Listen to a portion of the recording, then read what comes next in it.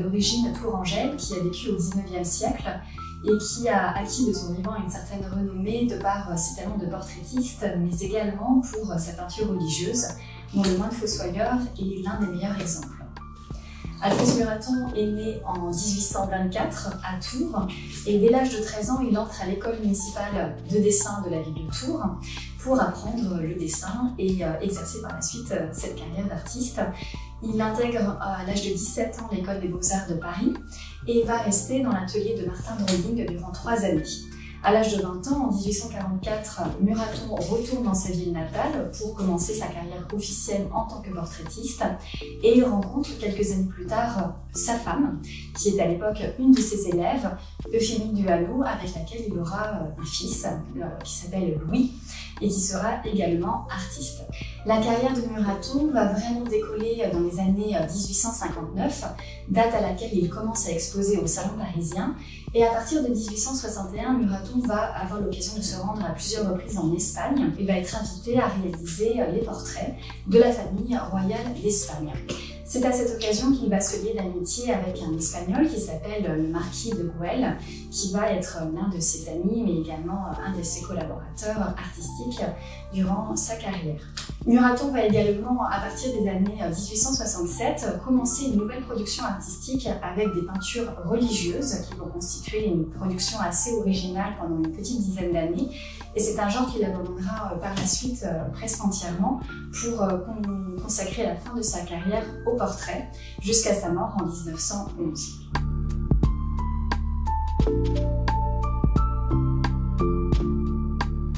En plus de ce très grand tableau de Muraton, nous avons au Musée des Beaux-Arts de Tours une dizaine d'autres tableaux qui représentent essentiellement des portraits de la bourgeoisie, à l'image finalement de la carrière de l'artiste, mais également un autre grand format qui est également un tableau religieux qui s'appelle La Conversion et qui a été présenté aussi au Salon de 1867.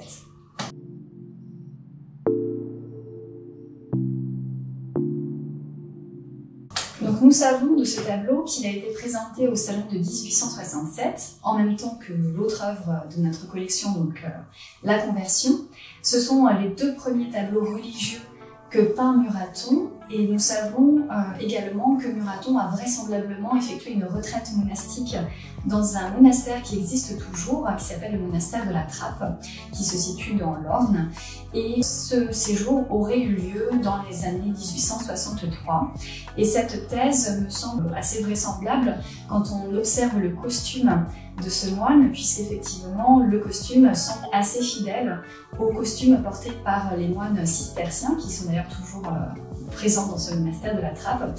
On reconnaît effectivement cette grande robe, sans doute en laine, recouverte d'un tablier retenu à la taille par une ceinture, que l'on appelle le scapulaire. Et nous savons également que Muraton aurait effectué une autre retraite monastique en 1868, puisque nous avons un certain nombre de dessins représentant des moines qui sont signés et datés de cette époque. Donc il semble tout à fait avéré que Muraton ait effectué au moins une retraite monastique, et ce tableau pourrait être un souvenir d'une de ces retraites monastiques.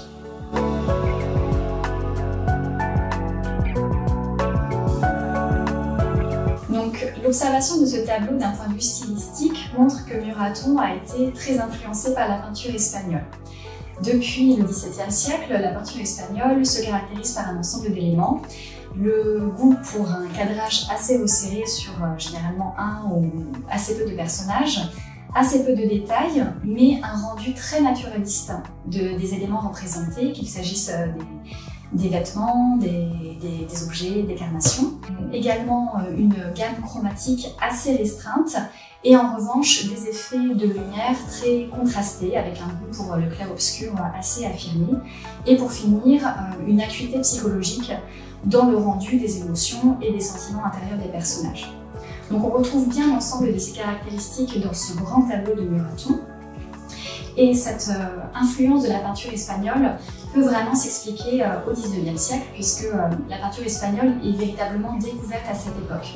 Effectivement, cette peinture est restée assez confidentielle en France jusqu'à la Révolution française, date à laquelle l'armée de Bonaparte a en fait saisi un certain nombre de tableaux dans les couvents espagnols notamment, il les a ramenés en France, donc c'est vraiment au début du XIXe siècle que le public découvre cette peinture. À cette époque, Muraton n'est pas encore né, donc on ne peut pas vraiment considérer qu'il a été marqué par la peinture espagnole à cette date. Cependant, dans les années 1840, lorsque Muraton se trouve élève à l'école des Beaux-Arts de Paris, il a très certainement vu la galerie de peinture espagnole qui a lieu au Louvre, sous Louis-Philippe, et qui, à l'époque, est vécue comme un véritable événement qui attire le public en foule et également des artistes qui sont extrêmement marqués par cette peinture. Et enfin, il faut évidemment rappeler que Muraton a lui-même entretenu des rapports extrêmement privilégiés avec la famille royale d'Espagne, puisqu'il a eu l'occasion de s'y rendre à plusieurs reprises. Et donc on peut vraiment imaginer qu'il a à cette occasion eu un accès également privilégié à cette peinture d'Espagne, cette peinture espagnole, qu'elle soit religieuse ou civile. Et donc ce tableau semble tout à fait le reflet de cette familiarité avec la peinture espagnole. Et pour finir, il faut vraiment souligner le fait que dans les années 1860 en France a lieu un véritable courant hispanophile, un véritable engouement pour la peinture et pour la culture espagnole, pour des raisons historiques et politiques, puisque la femme de Napoléon III, Eugénie, est elle-même née en Espagne, mais également pour des raisons culturelles, artistiques, littéraires, et véritablement des artistes comme Manet, comme Courbet vont être eux aussi marqués par la peinture espagnole, et ce n'est pas un hasard s'ils vont s'en emparer pour en faire le fondement de l'art moderne.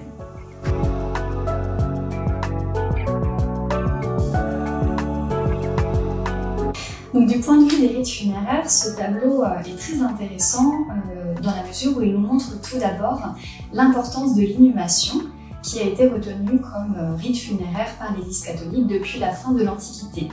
Traditionnellement, les morts étaient enterrés au plus près des églises, on disait au plus près de la croix et des reliques. Et on avait plutôt traditionnellement également comme coutume de faire des fosses communes. Et on semble voir d'ailleurs dans ce tableau un petit peu un souvenir de cette pratique, puisqu'on observe un tibia représenté près du moine. Cette pratique funéraire qui, pour des raisons, on va dire, hygiéniques, n'était pas extrêmement adaptée, a été progressivement remise en cause et finalement interdite au début du XIXe siècle. Et donc à partir de cette date-là, les cimetières ont été transférés à l'extérieur des villes et on a abandonné les sépultures collectives pour privilégier les sépultures individuelles. Donc sachant cela, on peut être un petit peu interpellé en regardant ce tableau qui a été réalisé en 1867, époque à laquelle ce type de pratique est normalement devenu interdite. Or, il faut quand même rappeler que cette pratique finalement concernait principalement les villes. Et dans les campagnes, on le voit d'ailleurs aujourd'hui encore, l'usage finalement d'avoir des cimetières à proximité des églises continue au XIXe siècle et existe d'ailleurs encore toujours. Donc ce tableau est à la fois sans doute une représentation un peu intemporelle de ce moine fossoyeur, mais également sans doute le reflet d'une pratique qui à l'époque avait encore lieu. On peut en tous les cas y voir vraiment une réflexion sans doute métaphysique sur cette conscience humaine de sa propre finitude et cette interrogation sur ce qui nous attend après le trépas. En tout cas, on peut vraiment voir dans cette figure du moine une préfiguration du penseur de Rodin qui peut-être se pose la même question.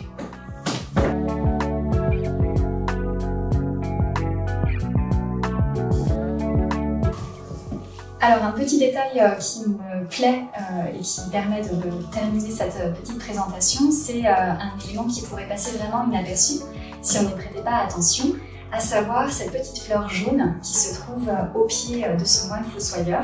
Donc quand on l'observe un peu plus près, on s'aperçoit que c'est un pissenlit Et c'est une fleur qui, je pense, n'a pas été choisie par hasard par Muraton. Effectivement, le pissenlit est également appelé dent de lion, et dans l'Apocalypse de Saint Jean, c'est un épithète du Christ. Ça explique sans doute que cette fleur ait été représentée sur un certain nombre d'œuvres, et en particulier de peintures nordiques au Moyen-Âge, de peintures religieuses bien sûr.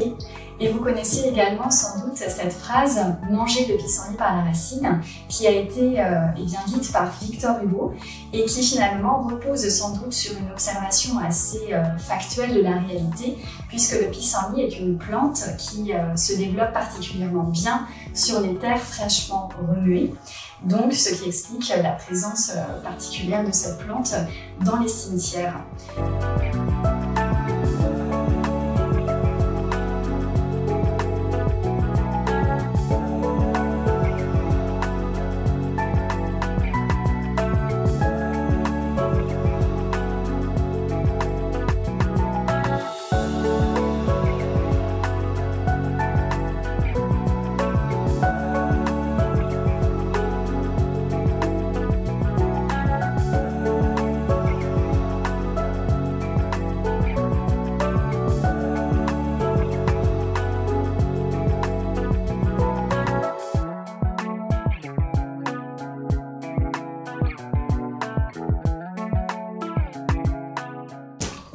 Voilà, donc c'est tout pour la présentation de ce tableau Le Moine Fossoyeur. J'espère que cette petite présentation vous aura intéressé. Bien que le musée des Beaux-Arts de Tours soit fermé, nous continuons bien entendu à le faire vivre sur les réseaux sociaux, donc n'hésitez pas à nous suivre.